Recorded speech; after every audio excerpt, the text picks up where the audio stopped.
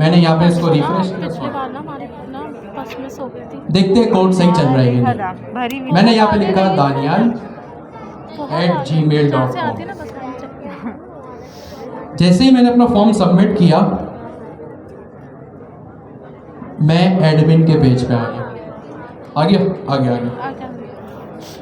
ठीक है, दोबारा सुनिए क्या हुआ। सर ये हुआ कि आपने दानियाल नगोरी के वो डाला तो आप एडमिन मैंने अपना ईमेल डाला danial@gmail.com।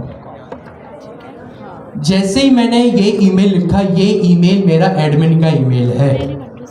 जैसे ही मैंने अपना फॉर्म सबमिट किया, एपीआई से रिस्पॉन्स आया। एपीआई से रिस्पॉन्स में मुझे मिला कि भैया ये जो पर्टिकुलर यूज़र है ये एक एडमिन है और इसको एडमिन के राउट पे ले जाओ। तो मैं /एडमिन पे हूँ और एडमिन के राउट पे मैंने ये ही हेडिंग लिखी हुई है एडमिन, इसलिए आपको वहाँ एडमिन लिखा नज़र आ रहा है। अगर ये सेम चीज़ आप में से कोई स्टूडेंट यूज़ करता है इसको, जैसे फॉर एग्जांपल मैंने abcd@gmail.com लिखा, तो क्या लिखा मैंने abcd@gmail.com। अब ये एक स्टूडेंट है। जैसे ही मैंने यहाँ एंटर प्रेस किया, मीन्स फॉर्म सबमिट किया, एपीआई से मुझे रिस्पॉन्स आया। स्टूडेंट क्या रिस्पॉन्स आया? Redirect URL to student, redirect URL to student. तो मैं स्टूडेंट के पेज पे आ गया। ये होता है एक रियल वर्ल्ड एप्लीकेशन में इस तरह का रीडायरेक्शन का काम। सही है। अभी हमने जो भी किया इससे रिलेटेड आपको को ये था आपका ऑथराइजेशन।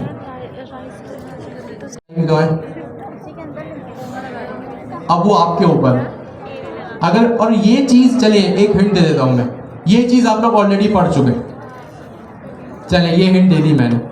यहाँ पे एक और हिंट, चले पूरा होमवर्क 90% करवाई देता हूँ कि इफ स्टेटमेंट में ये कोड लिखेंगे आप कि भाई अगर ईमेल danial@gmail.com हो और अगर और ये एंड करके एग्जैक्टली और अगर amin@gmail.com हो तो एडमिन पे ले जाओ। चले यहाँ पे मैं एंड करता हूँ, body.email amin@gmail.com। हाँ, और सॉरी सर और लगेगा जबरदस्त। अगर ईमेल दानियाल भाई का हो या अमीन भाई का, अब आप लोगों में कुछ इख्तिलाफ है कि यहाँ एंड होगा या और होगा? और होगा। तो ये दो ईमेल्स जो है वो अगर होंगे तो एडमिन पे जाएंगे आप, वरना स्टूडेंट पे जाएंगे। अब डिस्कस करते हैं, ये थी आपकी ऑथराइजेशन कि भैया अगर ये दो ईमेल हैं तो एडमिन पे ले जाओ और वरना स्टूडेंट पे ले जाओ। ये थी आपकी ऑथराइजेशन। अगर स्टूडेंट का ईमेल होगा तो वो एडमिन पे जा ही नहीं सकता, और अगर एडमिन का ईमेल है वो तो हर जगह जा सकता है। तो अथॉरिटी थी ये आपकी। इट मीन्स इन दो ईमेल्स के पास या इन दो यूजर्स के पास पूरा फीचर है कि वो आपकी वेब एप्लीकेशन को हर हद तक यूज कर सकते हैं। स्टेटस को 200 जाएगा, या रीडायरेक्शन का अगर कोई होता है तो हो जाएगा, बल्कि रीडायरेक्शन का भी होता है शायद 302 होता है। वो बात करते हैं, वो मुझसे पर्सनल जाके पूछ लीजिएगा। प्रोडक्ट के ऊपर डिस्काउंट को भी अवेल करना है ना, एक फीचर होता है आपका। सही है, क्या कहा मैंने? प्रोडक्ट के ऊपर डिस्काउंट अवेल करना भी फीचर होता है। जैसे सपोज करें आप ई-कॉमर्स वेबसाइट पर हैं, आपने एक कूपन कोड एंटर किया। जैसे बहुत सारे यूट्यूबर्स होते हैं ना, कहते हैं भाई हमारा नाम एंटर करो तो इतना डिस्काउंट मिलेगा। किसी भी यूट्यूबर की एग्जांपल उठा लें, इरफान जुनेजो की उठा लें। सपोज करें आप एक, ये आपका होमवर्क भी है, मैं यहाँ लिख भी देता हूँ ताकि आप लोग भूल जाए।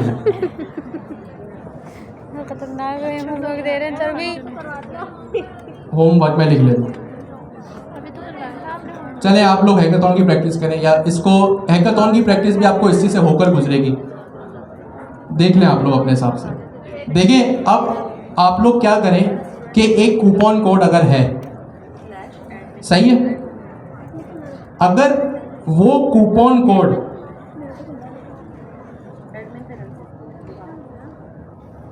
अगर इक्वल है इरफान जुनेजो के, तो आपको क्या प्रोडक्ट की प्राइस पे ना 50% डिस्काउंट मिल जाए। 50% डिस्काउंट ऑन प्राइस। ये मैं एक फीचर बता रहा हूँ कि भाई ये चीज़ भी हो सकती है, ये कहीं भी जा सकता है। ये आप प्रोडक्ट के नीचे भी लिख लें। अभी फ़िलहाल के लिए आप इसको यहीं पे इनपुट फील्ड में भी लिख सकते हैं कि भाई इनपुट फील्ड में, जैसे मैं यहाँ ईमेल लिख रहा था, आप इरफान जुनेजो लिख लेंगे। अगर आप इरफान जुनेजो लिखेंगे तो प्राइस पे 50% डिस्काउंट होना चाहिए, वरना जो एक्चुअल प्राइस है उसी पे आप प्रोडक्ट खरीदेंगे। ये एक छोटा सा होमवर्क है। होमवर्क यहाँ अगर आप एनालाइज करें तो यहाँ हुआ भी है, बस आपको प्राइस मैनेज करनी है। अब ये प्राइस ई कॉमर्स आपके हैकाथॉन से रिलेटेड ही, इसलिए मैंने दे दिया, देख लीजिएगा। आप लोग करें तो अच्छी बात है, नहीं करें तो बहुत बुरी बात है। अभी ऐड किया वही जो हमारी नेक्स्ट जेएस की रेपो है, लर्न नेक्स्ट जेएस। आप लोग आएंगे हैकाथॉन में, और इस हैकाथॉन में आने के बाद आपको सेकेंड लास्ट स्टेप मिलेगा मार्केट प्लेस बिल्डर, और यहाँ पे एक पीडीएफ है। इस पीडीएफ को आप करेंगे इस आइकन से डाउनलोड, वो आइकन है वहाँ से डाउनलोड करेंगे, डाउनलोड हो जाएगी, और इस पीडीएफ को आप लोग खोल लेंगे। अब इस पीडीएफ में स्टेप्स है कि आप लोगों को हैकाथॉन किस चीज़ का मिलेगा। सबसे पहली चीज़, जो आप लोगों के टेम्पलेट्स हैं उसी से रिलेटेड हैकाथॉन वाले दिन या हैकाथॉन से एक दिन पहले आप लोगों को एपीआईज भी दी जाएंगे। सही है? हैकाथॉन से वाले दिन या हैकाथॉन से एक दिन पहले जो आप लोगों के टेम्पलेट नंबर है ना, किसी का 5 है, 6 है, 7 है, 1 है, उससे रिलेटेड आपको एक डॉक्यूमेंट मिलेगा जिसमें आपकी एपीआईज होंगी। तो उन एपीआईज को आपने यूज़ करना होगा। सबसे पहली बात तो डेटा आपका जो है वो वहीं से आएगा। उसके बाद आप इस पीडीएफ के जब स्टेप नंबर 4 में आएंगे ना, तो एक डॉक्यूमेंट मिलेगा आपको, प्रैक्टिस एपीआई डॉक्यूमेंटेशन। और इस एटलासियन के लिंक पे आप जाएंगे तो ये लिंक आपके पास ओपन हो जाएगा। सही है? ये लिंक आपके पास ओपन हो जाएगा। अब हैकाथॉन की प्रैक्टिस कैसे करनी है वो इस डॉक्यूमेंट में लिखा हुआ है। ठीक है? तो ये तो दो बातें क्लियर हो गई कि एक तो आपको एपीआईज मिलेंगी, और दूसरी बात ये लिंक आपको प्रैक्टिस के लिए मिला हुआ है। पेज नंबर 4 पे आप आएंगे इस पीडीएफ फाइल के, और यहाँ आपको प्रैक्टिस हैकाथॉन दिया हुआ है। जैसे यूआई यूएक्स भी आपको एक प्रैक्टिस टेम्पलेट मिला था, ये भी आपको एक प्रैक्टिस के लिए दिया गया। अब इसमें आप प्रैक्टिस क्या करेंगे, वो ये करेंगे कि देखिए आप लोगों के सामने ये बात तो है कि आप लोगों को जो टेम्पलेट्स मिले थे ना वो बहुत लंबे चौड़े हैं। अब उसमें बहुत सारे प्रोडक्ट्स हैं। अब बहुत सारे प्रोडक्ट्स आप एक एक करके इंजेक्ट करने बैठेंगे ना तो आपके 2-3 दिन निकल जाएंगे सिर्फ और सिर्फ प्रोजेक्ट को सैनिटी में लगाने के लिए। प्रोडक्ट्स को सिर्फ आप सैनिटी में भेजेंगे ना तो उसी में आपके 2-3 दिन निकल जाएंगे। तो सिर्फ और सिर्फ टाइम को सेव करने के लिए है ना हम इस डॉक्यूमेंट को फॉलो करेंगे। ठीक है? सिर्फ और सिर्फ टाइम को सेव करने के लिए, आपका टाइम बचाने के लिए हम इस चीज़ को फॉलो कर रहे हैं। अब इसमें है क्या, ये डॉक्यूमेंट मैंने ही बनाया है क्योंकि जो प्रैक्टिस टेम्पलेट आपको मिला था वो मेरा ही दिया हुआ था, और ये भी मैंने ही बनाया है। सबसे अच्छा ये हम कर क्यों रहे हैं? बहुत सारे स्टूडेंट्स के सवाल है कि भाई अगर हमें किसी एपीआई पे ही जाना है, जो कि उनका सवाल वैलिड भी है, भाई अगर किसी एपीआई पे जाना है तो सिंपल एक फैच का हम फंक्शन लगा देंगे, और उस फैच का फंक्शन जब हम लगाएंगे तो डाटा हमारे पास खुद ब खुद आ जाएगा। इसमें क्या हो रहा है कि आप दूसरी एपीआई का डाटा गेट करेंगे और अपने सैनिटी के सीएमएस में उसको भेजेंगे। क्या करेंगे? दूसरे की एपीआई का डाटा अपने पास गेट करेंगे और उसको सैनिटी में भेजेंगे।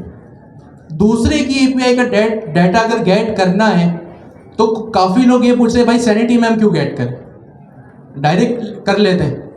जैसे हमने बुक्स एपीआई को गेट किया, जेसन प्लेस होल्डर को गेट किया। और ये चीज़ हमने पिछली क्लास में भी डिस्कस की थी कि जब किसी और की एपीआई का डाटा होता है ना तो आप रिस्ट्रिक्टेड होते हैं, पाबंद होते हैं सिर्फ और सिर्फ डाटा फेच करने के लिए। क्रूड ऑपरेशंस नहीं हो सकते। सही, ये बात हमने डिस्कस की थी। क्रूड ऑपरेशंस नहीं हो सकते। दूसरे की एपीआई को जब यूज करते हैं तो सिर्फ डाटा हम गेट करते हैं।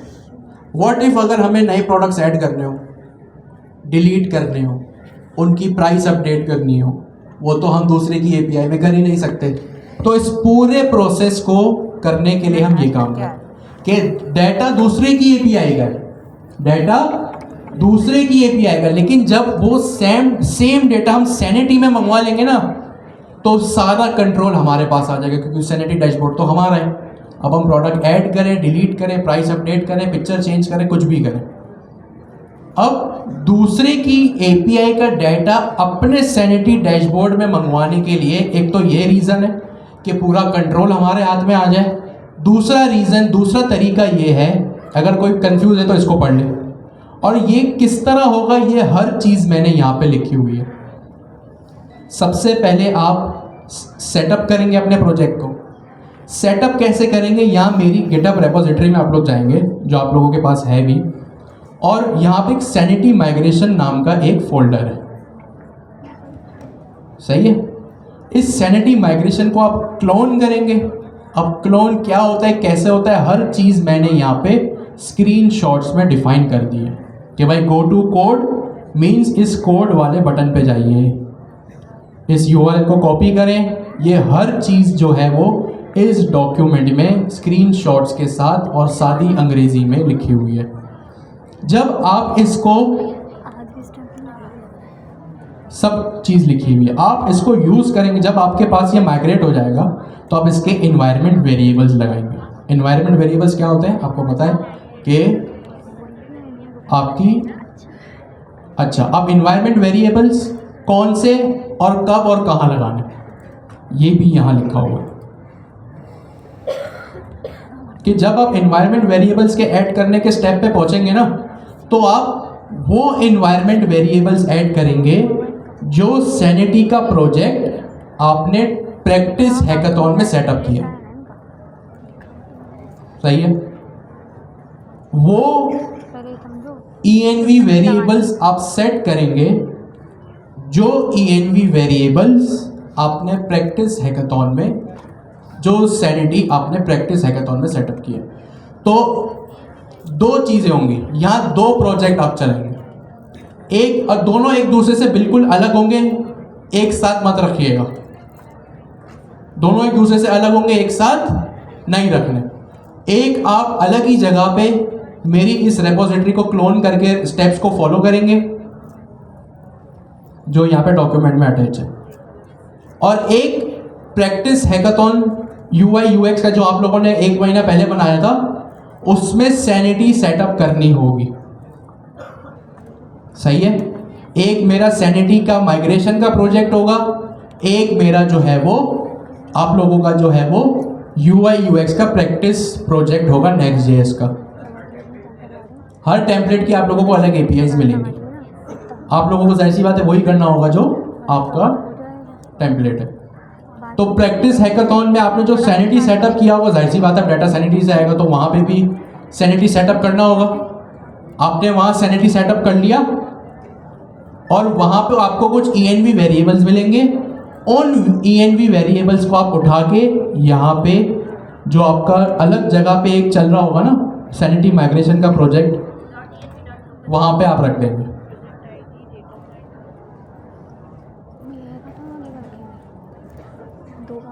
Setup sanity into practice hackathon. Practice hackathon अलग है और इन्होंने जो फोल्डर दिया है ना वो अलग है। Setup sanity migration, sanity migration का वो प्रोजेक्ट है जो आप लोग क्लोन करेंगे मेरी रेपोजिटरी से जाके।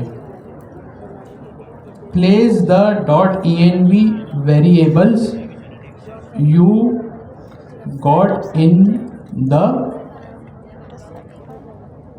Practice hackathon sanity setup. बस ये 3 लाइनों को सब के सब यहाँ जितने लोग बैठे नोट करें।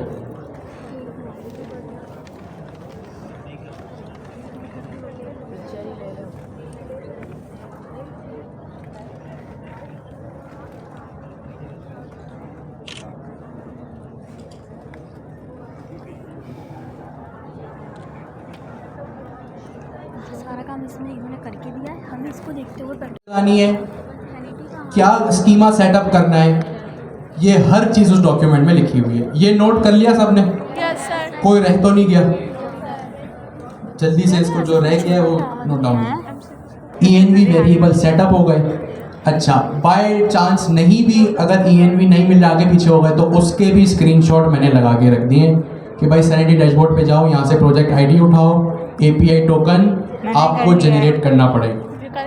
अब जब आप एक API टोकन जनरेट करेंगे, उसके क्या राइट्स होंगे वो भी यहाँ पे लिख दिए, आज ना दोनों साथ में। ठीक है।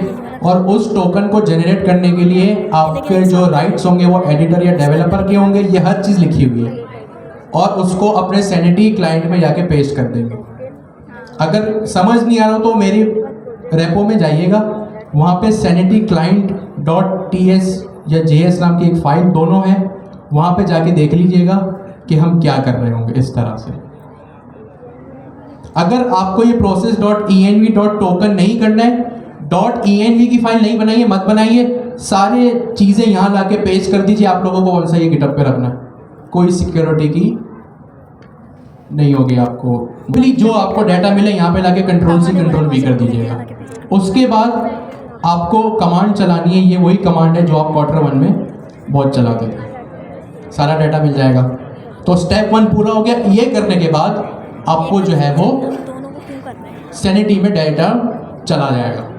अभी ऊपर चलते हैं। इसके बाद क्या करना है, अपने प्रैक्टिस हैकाथॉन में जाना है, यहाँ लिखा हुआ भी है, in your practice hackathon project setup sanity. Sanity setup करो। सैनिटी कहाँ से सेटअप होगा, जो मैंने यहाँ पे हमने स्टेप 9 पढ़ा भी था, और वहाँ पे जाके ये स्कीमा पेस्ट कर दीजिएगा एक नई फाइल बना के। नहीं, स्कीमा भी होपफुली आपको मिल ही जाएंगे। अगर नहीं भी मिले तो आपका जो स्कीमा होगा वो इसी से मिलता जुलता होगा, ये कॉपी कर लीजिएगा। लेकिन पहले जो डॉक्यूमेंट हैकाथॉन वाले दिन मिले ना, उसको लाजमी देखिएगा। और सबके मेरे ख्याल से स्कीमा सेम ही है। स्कीमा आपने तैयार करी, जैसी बात है स्कीमा तैयार होगा तो चीज़ें चली जाएंगी। और यहाँ पे जब सब हो गया, स्कीमा भी हो गया, सैनिटी में डाटा भी आ गया, तो यहाँ पे जो है वो एक क्वेरी भी लिखी हुई है कि किस क्वेरी के थ्रू आप जो है वो डाटा गेट करेंगे। यहाँ पे एक चीज़ है एंड फीचर्ड इन टैग्स। अब यहाँ पे फीचर्ड उस वक्त आएगा आपको जो API का रिस्पॉन्स मिलेगा ना, वहाँ पे एक टैग नाम की एक फील्ड होगी।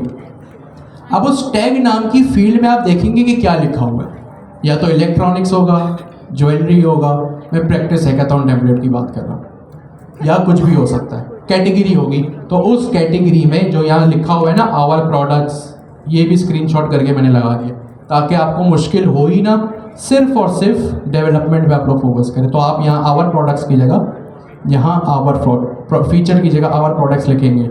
यहाँ पे दिस मंथ है, फीचरिंग है, जो भी है। अच्छा, ये चीज़ भी मैंने लिखी हुई कि डाटा हो सकता है सेम ना हो, इस टेम्पलेट का अलग हो, API का अलग हो, हर चीज़ लिखी हुई। आप लोग इस डॉक्यूमेंट को गौर से पढ़ें, यहाँ मैंने भी बता दिया। सेफर साइड के लिए एक काम और कर सकते हैं कि इन सब चीज़ों को करने से पहले मेक सैनिटी या paste sanity schema first in your practice hackathon. कि भाई अगर डाटा ना आ रहा हो ना, सपोज करें, तो सबसे पहले अपना sanity step number 4 practice hackathon में स्टेप नंबर 2 पहले कर लीजिए। अब ये तो जाहिर सी बात है, एक कॉमन सेंस की बात है, लेकिन फिर भी चले मैंने बता दी, ठीक है।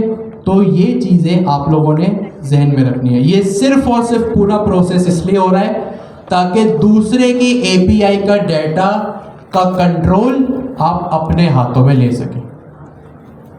सही है? देखिए, और कुछ लोगों, यहाँ तक सबको क्लियर है? यस और नो? ये सब इसलिए हो रहा है कि दूसरे की API का डाटा आप अपने कंट्रोल में लेकर उसको ऐड भी करें, डिलीट भी करें, अपडेट भी करें, गेट भी करें। ये जितनी आसानी हो सकती थी मैंने आप लोगों के लिए कर दी। एक कंसर्न ये भी आ रहा है कि जो 15 या 16 जनवरी को हैकाथॉन है, वो वर्किंग डे में आ रहा है। तो कुछ स्टूडेंट्स का ये कहना है कि वो बिजी होते हैं, बिजनेस होता है या जॉब होती है, तो उस दिन हैकाथॉन को थोड़ा सा आगे ले गए। देखिए, आप लोगों को ये मैसेज मैं पहले ही सर अमीन तक पहुंचा चुका हूँ और ये चीज़ अभी अंडर कंसिडरेशन है, फाइनल नहीं है।